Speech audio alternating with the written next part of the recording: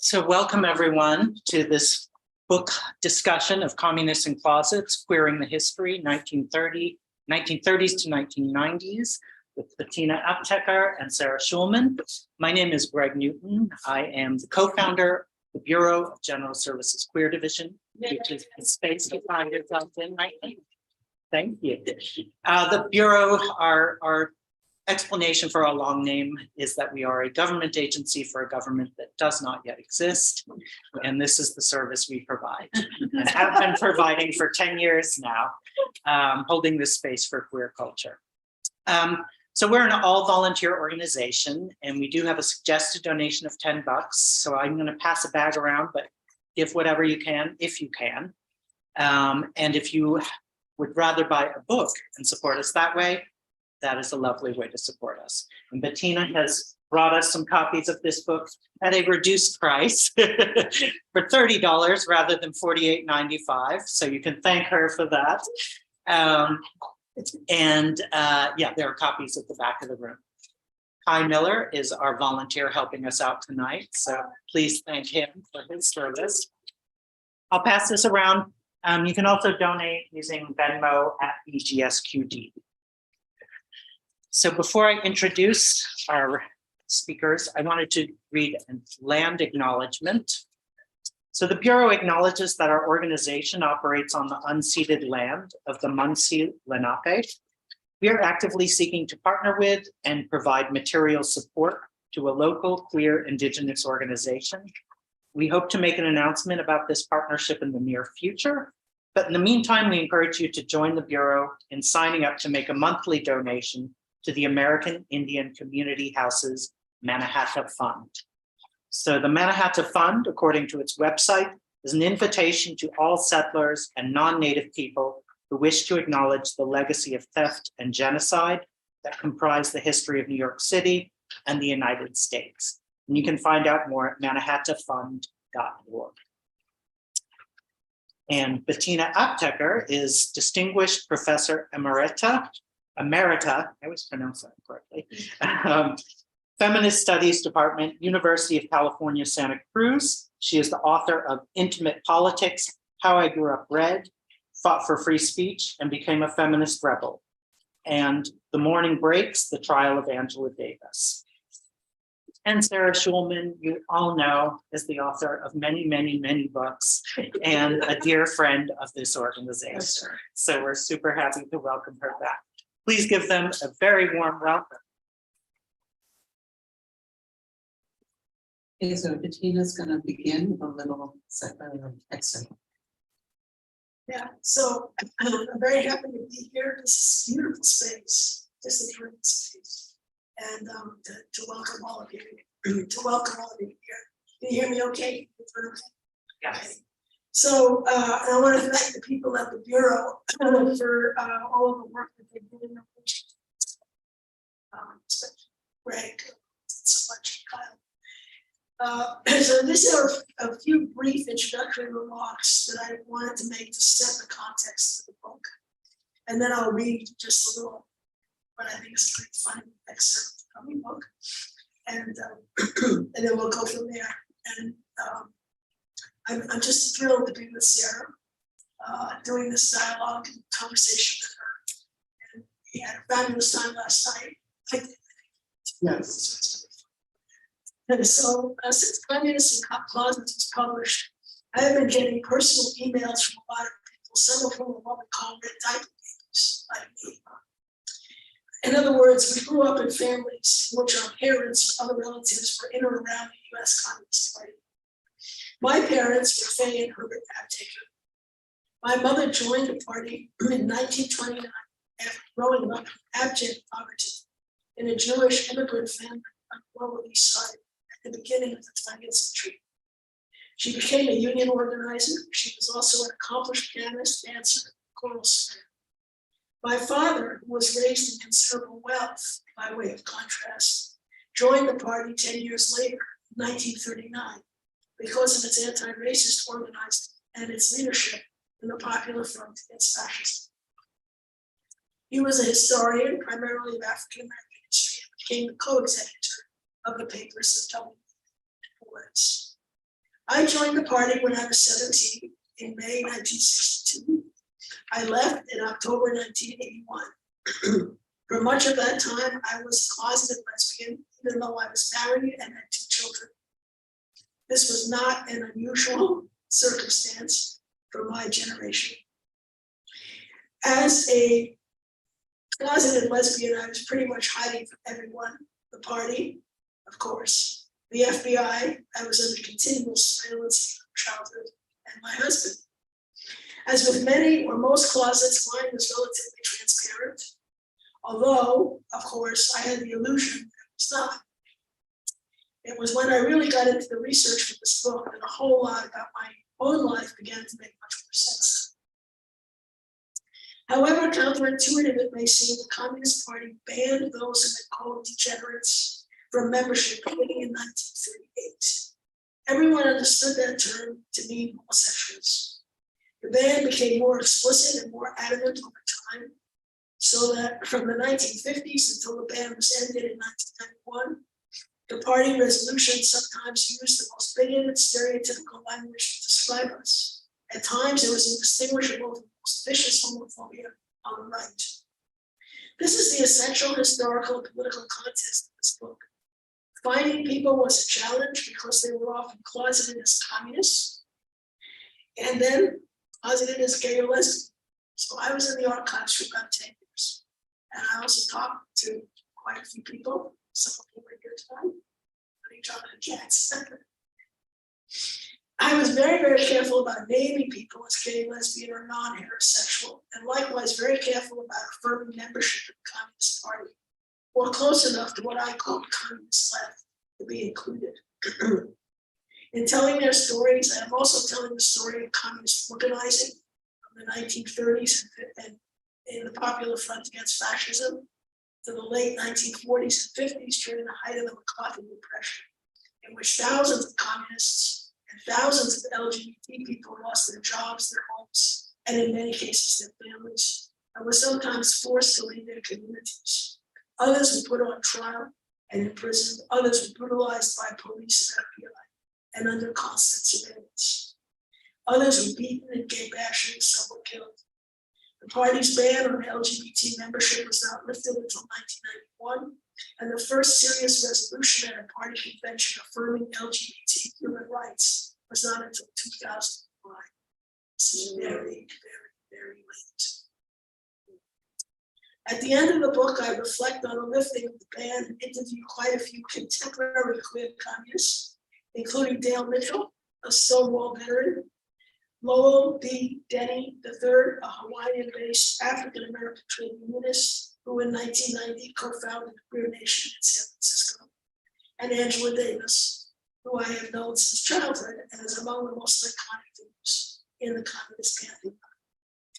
In the 30s and 40s, the Communist Party membership was over 100,000. Its cultural magazine called The Masses had a circulation in tens of thousands, and many of its contributors, like Mike Gold, or Langston Hughes, or Theodore Dreiser, Ernest Hemingway, Richard Wright, so forth, Meredith Seward, are among are very much placed in the U.S. literary canon today. Likewise, there was a Black communist intelligentsia based in Harlem, and it was a critical force in organizing anti-racist, anti-imperialist Black feminist initiatives. So from this point of view, the Communist Party may be viewed as a significant political force in the American left. In spite of the party's homophobic ban, 60-year ban, individual queer members made astonishing contributions to LGBT history and gay liberation, women's history and women's liberation, union organizing and anti-racist organizing, Black liberation. Queer communists were teachers, artists, poets, playwrights, composers, journalists, social workers, and union and community organizers. This queer presence is an essential part of communist radical history of the United States, and it's largely invisible. It's a big part of writing this book. I am personally situated in the book when it is relevant to context, knowledge of the subject, or similarity of experience. So I'll just read you a little bit from how the book opens. You may not. I came out of the closet with confidence in 1965 as a communist. I had been a prominent leader in the free speech movement at the University of California, Berkeley campus the previous year. Now I was running in a student-wide election for a position on the rules committee that would govern free speech on campus. I thought the students should know my political affiliation, which at the time was still only semi-legal. I wrote an open letter to the students, was published on the front page of the Daily Cap, which is the student newspaper, and I was 21. The next day, a headline on the front page of the San Francisco Examiner read, "Bettina admits it, she's a red." And I won the election. And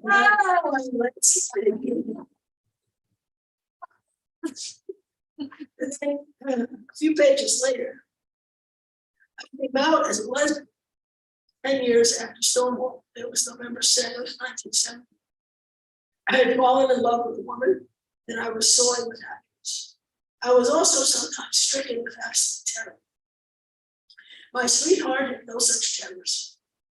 Kate was thrilled to claim a lesbian identity and called up all manner of friends from adolescence and young adulthood to proclaim it. They may have been more than a little startled, but some of them were supportive and swept up by her affirming enthusiasm. Born and raised in North Dakota. This is far cry from born and raised in North Dakota in a working class family whose parents were Republicans.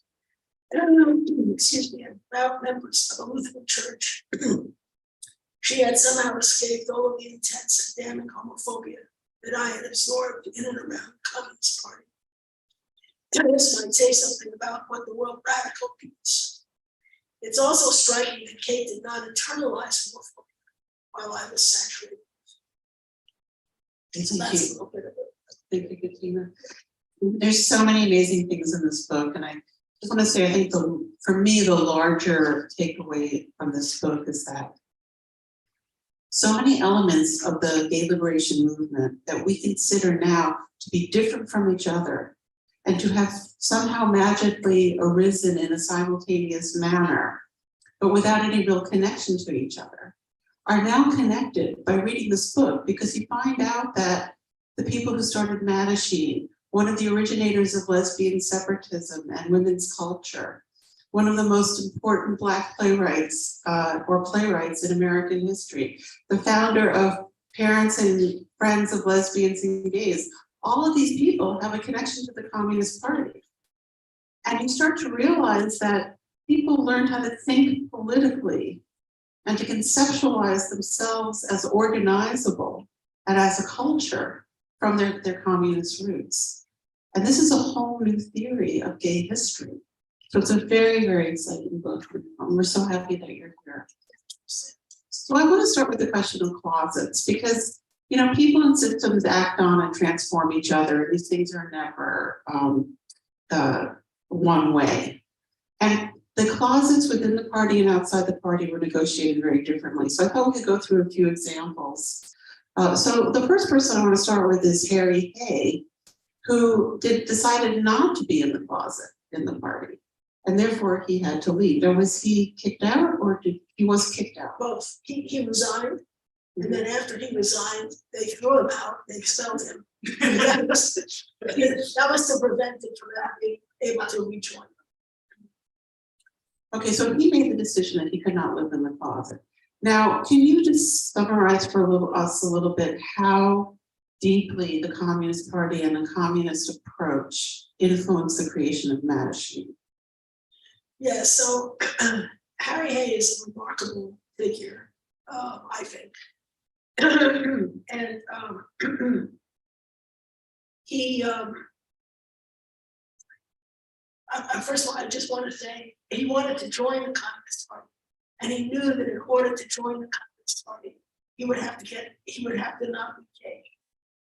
So he went, I'll just tell you the story. He went to see a psychiatrist. This is 1938, 37. And the psychiatrist advised him to marry a masculine-like woman.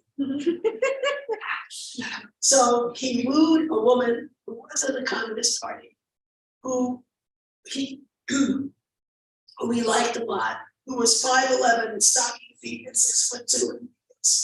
I think that was that was his bow to her so-called masculinity. And so they were married for 11 years, and they were deeply embedded in the Communist Party in the Los Angeles area. He was also education secretary of the party in his club. And he also taught at the California Labor School, which was the party's school. He was an erudite Marxist scholar.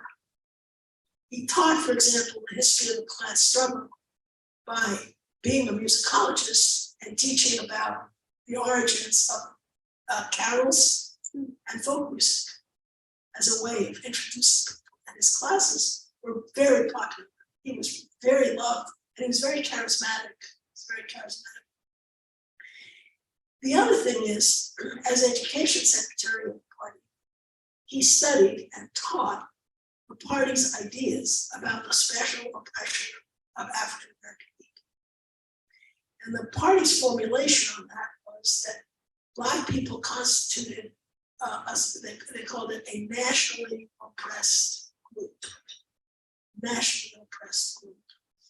And paid very special attention to that, had all kinds of theories about how it arose, of course, in enslavement.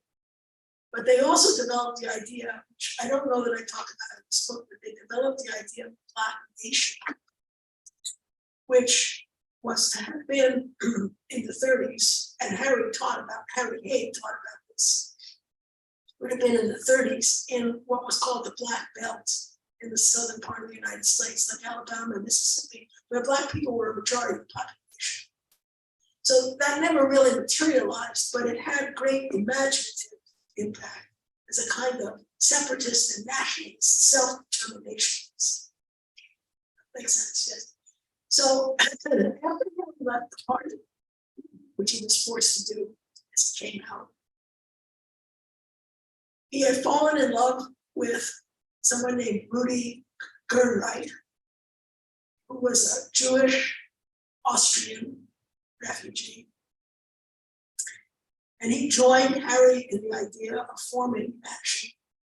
And the two of them set out to recruit some other gay men. They joined with them. Wasn't easy. He says at one point we were a committee of two. But they went to the beaches in Los Angeles area, Venice in particular. They knew where the gay men gathered. They had a petition, it's called the Stockholm Peace Pledge 1950, which was a pledge to stop war. They got a lot of guys to sign it.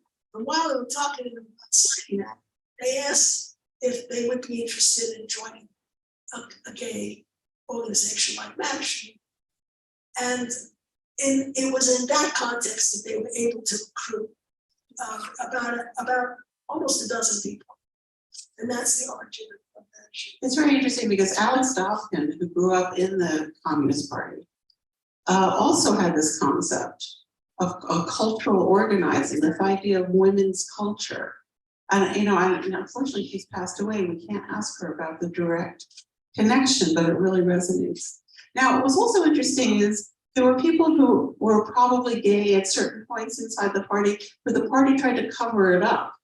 And one of the examples that you give is the great Elizabeth Gurley Flynn, who you knew as a child, and who for 10 years lived with a woman, Marie Ecke, and Ecke, yeah.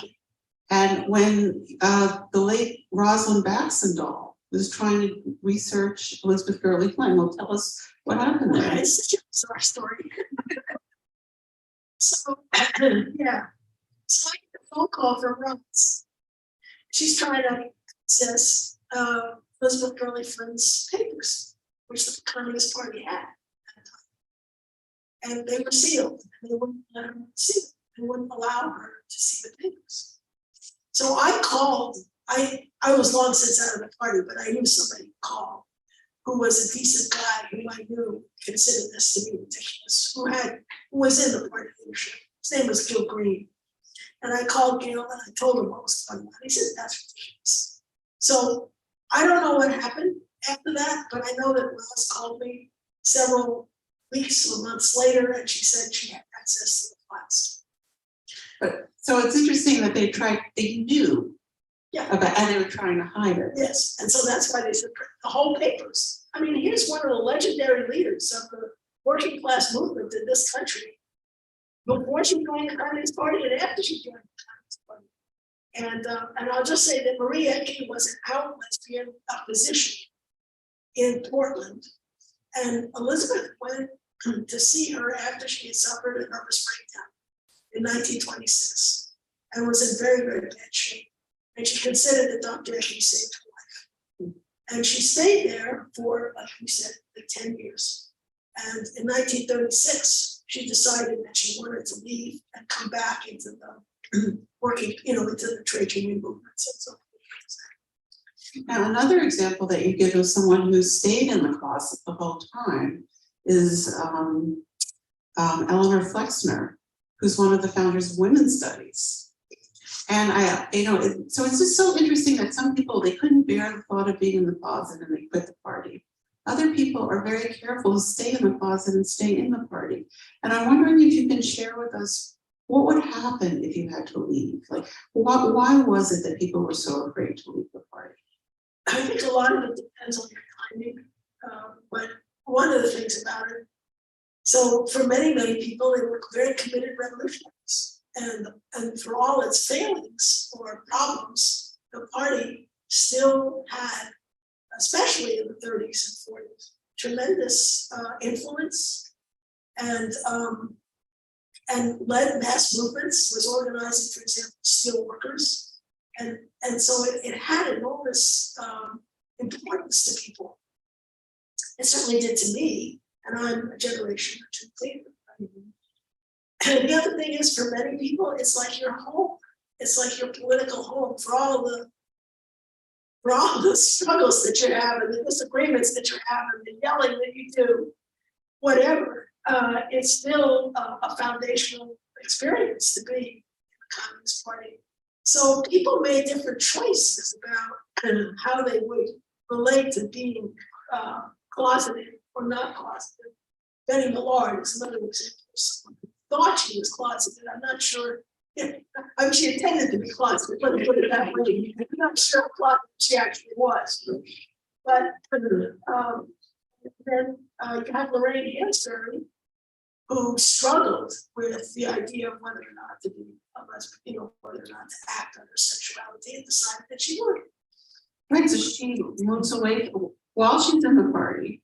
She becomes a famous playwright. She leaves her husband, who's also in the party, right? Moves in with her lover. Yes. Was she also in the party? No. No, okay. But she was not expelled. Why do you think that was? Because she didn't say. Don't ask, don't tell. Yeah, I think that was exactly right. I mean, there's other couple I mentioned the other night, Grace Hutchins, just Anna Rochester was a historian. Grace was an economist. They founded something called the Labor Research Associates, which is still in existence, and which does huge amounts of research for trade unions, about the economic situation of the country and so on. And so they found that everybody knew that they were a couple, and nobody talked about it. I think with Hansberry, I think she was more closeted than that, you see. And also her husband, Bob Nemiroff, protected her. So he divorced her at her request. He loved her. He supported her. He lied to the FBI about what she was doing. And so they gave the appearance of still being a couple. And I think that was a couple for her. Even as she had struggled with this identity and then decided that it was okay and she would claim it. When she died, as I think many of you know here, very prematurely in 1965, she was only 34 years old when she died. And it was tremendous loss. He saved, he was her executor. He saved every scrap of paper, everything that she had ever written, even on napkins. I was in the file, even on scraps of envelopes, whatever. But anything related to being a lesbian, sealed for 50 years. So it's only in the last period, in the last few years, that we had access to the plays that she wrote, the struggles that she was having, to the journals that she kept. But even that has been underplayed. I mean, even the Imani Carey biography, which is won a Lambda Literary Award, really downplays her sexuality and her communism. Yes, and I think this is part of my point of that chapter is I think it's a failing. I think the Communist Party was foundational to who she was. And by the Communist Party, what I'm talking about there very specifically is the Black communist intelligentsia in Harlem. That's who was foundational. So that included Paul Robeson. It included W.E.B. Du Bois and Shirley Graham Du Bois. I should say Eslander Robeson, also Alice Childress was part of that. Claudia Jones was part of that. These are all Black communists of that time period who nurtured her and mentored her. And a very, very important connection for her was with Louis Burnham, who died very young in 1960 had a heart attack. But Louis, so she was editor of, she was associate editor of a publication called Freedom that Paul Robeson published, and Louis Burnham was the editor. So they worked side by side. And she loved Louis.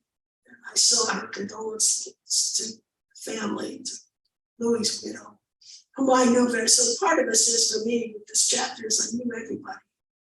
I knew all of these people that were so important in her mentorship.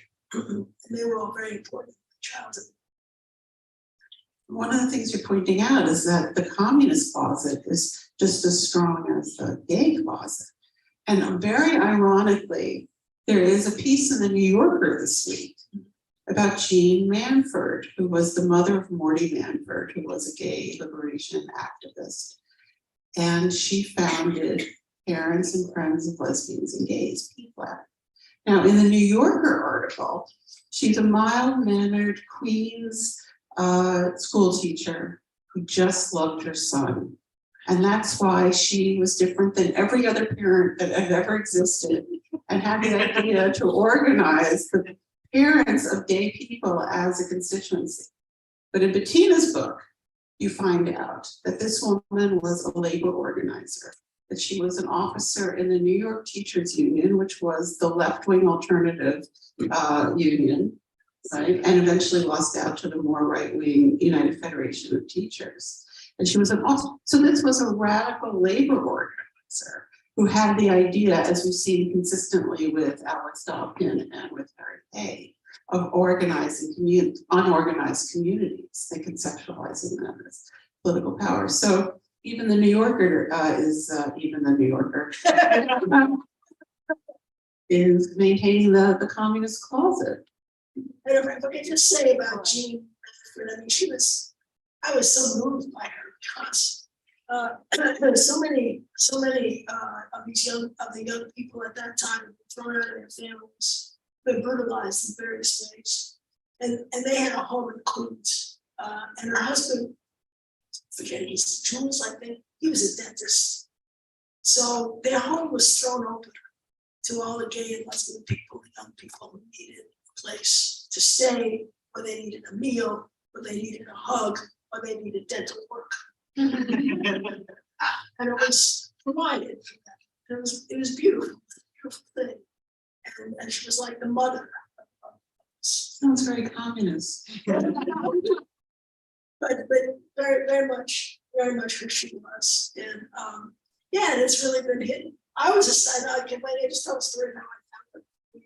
So what happened was I was in the party's archive in what was called the Control Commission, which wasn't accessible. It had been sealed, but they let me have at it.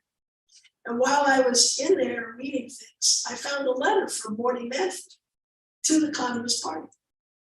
And he was inviting the party to send a speaker to a program they were having, to really for the beginning of, it was for legislation in the City Council in New York, for non-discrimination against gays and lesbians. And I thought to myself, who is Morty Manford? First of all, I hadn't seen him. And why would he write to the Communist Party? You know, I was just like, so I started poking around, and they never answered him. That didn't surprise me. They never answered. I searched all over this. And so what happened was his letter got circulated. You know, it would be read, dated, and then sent to so and so, and then sent to so and so, and then sent to so and so, and then finally put it in the file. And so when I figured out who Morty Manford was, then I started looking up, wait, why? You know, why would he do this? And then I found Gene, and then the whole thing made sense. Well, as a kid, he must have grown up. I mean, whether or not she was in the Communist Party, I don't know. But he must have grown up around people who were, and knew that, and thought it was a logical thing to do. So before we open it up for questions, and also I think we're taking questions on the live stream as well. Is that right, Greg? I can try. Okay, so before we do that, I just want to end with the most complicated case, Angela Davis. Because, you know, here we have this person who I assume was in the closet while she was in leadership with the Communist Party, and you end the book with an incredible conversation with her. And I wonder if you can help us understand her decisions. Well, of course, I don't know if I can help us understand her decision, but I can explain what she did. So, as a prelude to this, I have to say, several of us that worked on her defense committee were queer, but we didn't know it at the time. So besides me, Angela, at that time, if she was, I mean, then you'd say she's bisexual. I mean, because that I don't think that was a factor. But I was definitely, I knew I was queer. And a woman named Victoria Mercado, who was part of our defense committee, was definitely a lesbian and very important in organizing the Latino community and supporting Angela Davis. And Rodney Barnett was part of our defense team. And Rodney, after I founded the first chapter of the Black Panther Party in Compton, which is in Los Angeles in 1966, then he came up to help Angela turn her defense. And he founded the first gay-owned queer bar in San Francisco, gay bar in San Francisco, that did not discriminate, because, you know, the bars were notorious for discriminating against people of color. And he did not, of course, do that. It was a funky pay, called it a funky place for every race. It was the 1884 Market Street. It was called Eagle Creek Saloon. So he's part of this. So there was that factor. Now, in terms of Angela, I'll just say, you know, she did agree to talk to me, and we had a conversation. And she's been with her partner now, Gina Dent, for going on more than 25 years, 4 years they've been together. And she identifies herself, as she says, and I try to be very clear about it, primarily as an anti-racist and anti-abolitionist. But when she's asked if she's comfortable with the term queer, she says yes. But it's not how she primarily answers. So she's not in the closet, but she's not openly part of the queer movement. Does that make you see? So it's that that's the choices that she made. And I think it's where she's comfortable in terms of who she is. The very end of the book, or at the end of that interview with her, I did want to, if I can, just share this. So, because I thought it was very beautiful. But we were at a conference together in 2008, and she was the keynote speaker, and the conference was on the Black tradition. And I gave a paper on Orchard Board. And Cheryl Clark, some other writers. And I was the only person who gave any kind of paper or presentation related to queer at the conference, as part of the Black Radical tradition. But then Angela was the keynote.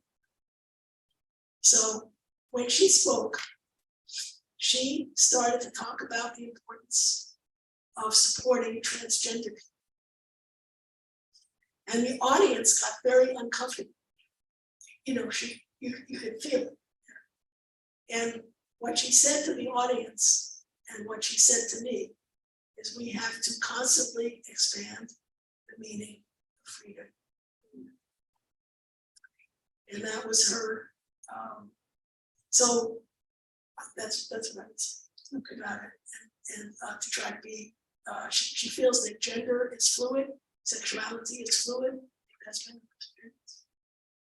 And so she emphasized the fluidity of both, and constantly expanding the meaning. Okay, thank you so much, Bettina. Any questions or comments from the audience or from people on the live stream? Yes, Jonathan Katz. Well, thank you so much for doing this research, and it's a very rich history that you've begun to get out there. And I think that there's much more to be told about on the subject of the communist left, the other left parties, and the queers in them, and the roles that they played. I sort of sitting here, I talked about this in public before. My father was a communist. He was very concerned about Black history. He took a course at the Jefferson School with Bettina's father. And my father was a huge influence on me being interested in history. So there's a direct connection between my father's anti-racism interest in Black American culture and music, jazz, and my ending up a gay historian. And my brother also did very important books on Black American history as a white guy and Native American history. So there's much more to be told about the intellectual and cultural contribution, I think, of people on the left to American culture. Thank you, Jonathan. In the back? Hi. Thank you for this book and this talk. My name is Nam, I'm a member of the Freedom Socialist Party, and I bring that up because I have a comrade in the Freedom Socialist Party who's been a part of it since the early 70s. His name is Stephen Durham. He was a classmate of yours at UC Berkeley.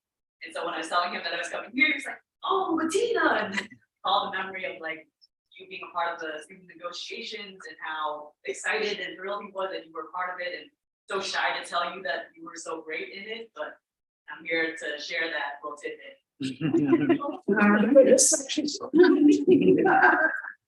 That's so sweet. Give my greetings back. I will. Greg, do you have anything online? Not yet. Yes, Lisa. Hi.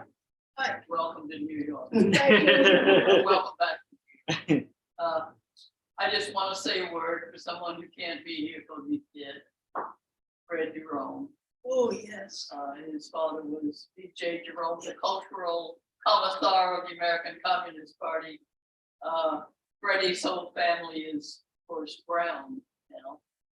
They mixed in all that, and Fred was.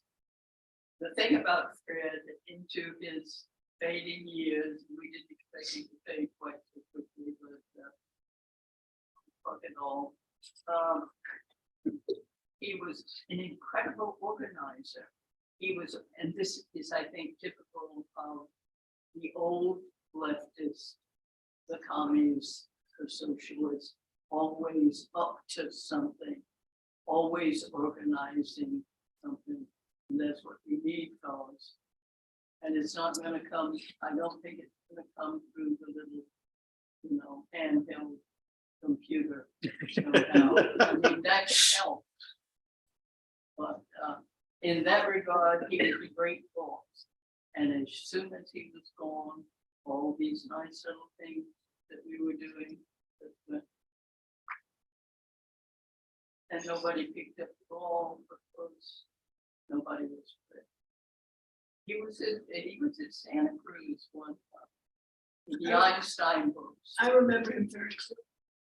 With the Einstein books, his books are about Einstein as a socialist who was surveilled by the FBI from the moment he got off. And told them not to make those atomic toys because they would blow the planet to hell and back. But you're not saying that Fred was gay, right? He wasn't gay. Yeah. Okay. he wasn't Just gay, trying to Yeah, understand. but he was a good friend of mine. Oh, okay. Yeah, he supported whatever I did. Oh. And had lots of, had lots of gay people in the entourage. Oh. Because you have to. Because we're all in it together. Now, if we weren't in it together before, which I think we were anyway, It's we're in it together now. People should know that this is Lisa Davis, who wrote a very important book about a lesbian who was a spy for the FBI. And it's totally fascinating. And a member of the Communist Party. Exactly, Right, but she was sent in as an informant. she was, Yeah, Yeah, What was her name? Angela. Angela Calamares. Calamari. She testified, the only woman to testify at the 1949 trial of the first trial of the National Board of American Communist Party. There were 15 trials. You wonder what happened to the American left? That's one thing that happened to them. They put them in prison. To find them like $100,000, which back then was like $1 million, which nobody had. BJ Jerome, Fred's papa. Well, he in was prison. sent, but BJ was deported. Well, yeah, but he got to do 5 years in prison. Yeah, and then he was deported. That was the game. Yeah. So, It was a very, very rough, difficult time. Yes. anyway. I'm glad Fred could be here. Thank you. We do have a comment. Okay, This is so great, Bettina. Thank you. Can you talk a little more about the party and queers in the Harlem Renaissance? Claude McKay, Paul Robeson, Langston Hughes. Yeah, so, yeah. Bessie Smith. Yeah, Marie. So, yes. No.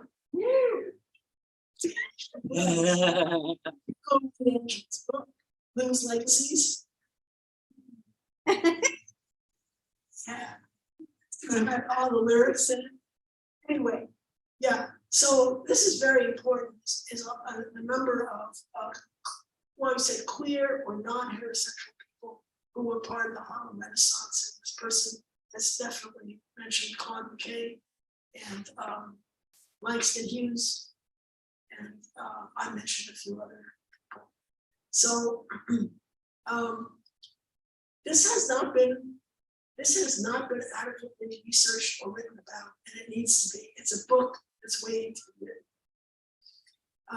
I was very careful about Langston Hughes, and I wanted to say why. He's in my book at the end, but I was very careful about it because I was not able to establish that he was gay anywhere. And everybody assumes it, everybody thinks he was, but he built a firewall to prevent people from. I had a long conversation with Mary Louise Patterson, whose mother was very close friends with Langston Hughes. Louise Thompson Patterson was very close friends with Langston. It was part of a Marxist cultural group that they put together. And Mary Louise talked to me and she said that if her mother knew, she took the information with her to the grave. So I felt that it was important to not try to out him in some kind of way, or to verify it for sure. But there's no doubt that Nyssen was definitely part of the communist left. I don't know whether he was actually in the Communist Party, but he was certainly part of the communist left. As Mary Louise said to me, he signed everything, he was available for everything, he was on the picket lines with everybody, and so on. So I just wanted to clarify that. And Claude McKay, yes, was bisexual, I think is what you would say, because he also married. So people have complicated histories and personal histories and choices and so on.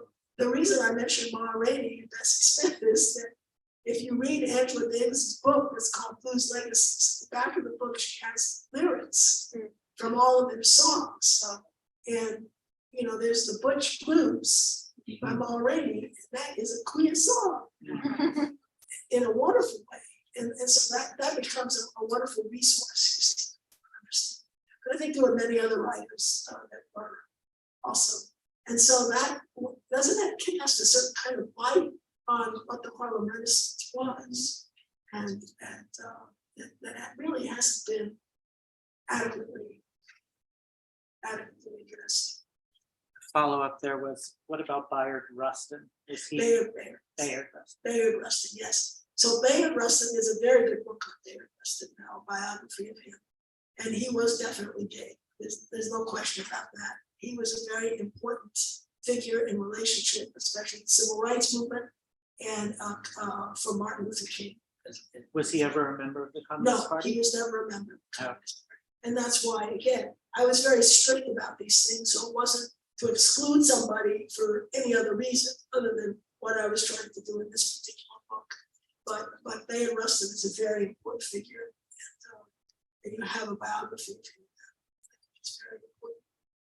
So, oh yes, go ahead. I was just, as you started out, you were saying that you were in the archives for 10 years. Did you go in with a clear vision of what you wanted to do, or did you find a piece in the archive and you're like, oh, pivot, this is what my book is? No. No, I knew what I wanted to do. I knew what I was thinking. And I had to follow. So when I mentioned before, the reason it's 10 years. When I was talking about the Patrol Commission before, so that would have been the section of the archive in which people who were expelled for being gay or lesbian, that's where I would have found that. But the way those files are organized, there's just thousands of them in folders. And I had to go through every one, at least to skim it, because I had to see what it was. The only condition that was put on me was that I wouldn't name anybody. And that was fine with me. I wasn't trying to name. And then I was not only in the Communist Party archive, but then like Wilma Flexner, her papers on Schlesinger records, I was there. And then Betty Millard's papers were Smith College, so I was there. And Harry Hayes' papers were scattered around, but his oral history is at the New York Public Library, which is wonderful with John D'Amelio, but his papers are at the San Francisco Public Library. So it was like that, you see, and then I was at the one, it's called the One Library in The One Archive. So I was all over the place. I was not particularly in the Midwest. So, I mean, it's very like what Jonathan said earlier. It's very true. This is just a slice of what I think is a history. Blanchard. Your book is so generating, and as Jonathan said, this is just a slice, but because your book is so generating, it raises lots of questions. I mean, some of us have dabbled in some of these papers and some of these places, like the Jefferson School. One wants a whole book now on the Jefferson School. And then there's the Women's International League for Peace and Freedom, and where Claire and I met, 1966. And also the WIDF, Women's International Democratic Federation. Yeah. So yeah, so I mean, Wilf was so communist and gay, but everybody was in the closet. Well, I feel like you're asking a really important question. That's a big question, which is, will we ever have a real history of the Communist Party?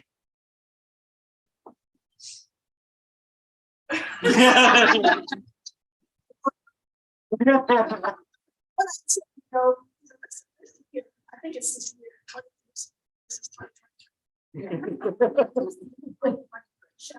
I think it's the 100th anniversary of the founding. So they're doing all kinds of publications and things like that.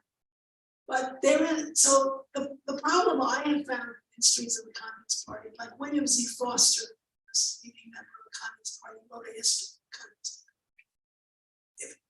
Party. It's not a history, it's a, what do you say, you know, it's Story?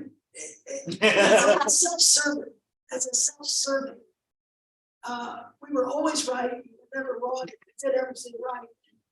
Like that, you know, I mean, you can't write a history like we need people who can write history, who can look at the archives and who can be more objective. That's what I'm getting at. And weigh different movements and struggles. And it's 100 years. So we probably need more than one person. Maybe go to different sections of it and take a look at it, figure out the history. It's a very rich history. Is there anyone? Just a question about Will, when you went through the papers, those books are very Well, coming up. yeah, I knew people, and I was in Wilt.